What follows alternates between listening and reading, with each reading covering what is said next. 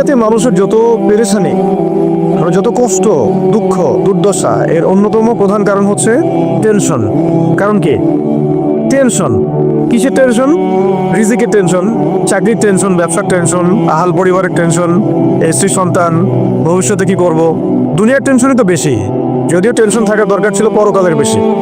তো দুনিয়ার টেনশন এবং পরকালের টেনশন সব দূর হয়ে যাবে যদি কেউ বেশি বেশি দরুদ পাঠ করে।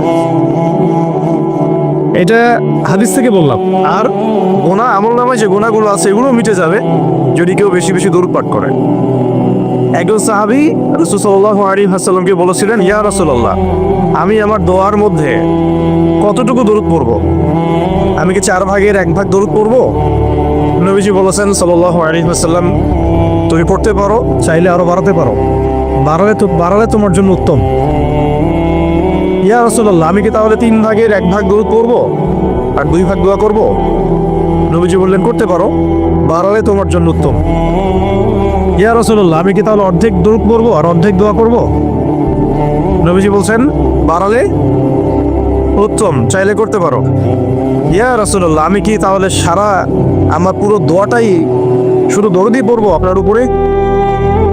তখন নবী সাল্লাল্লাহু আলাইহি ওয়াসাল্লাম বলেন, যদি তুমি এটা করতে পারো তাহলে তোমার কোনো গুনাহ থাকবে না, কোনো দুশ্চিন্তাও থাকবে না।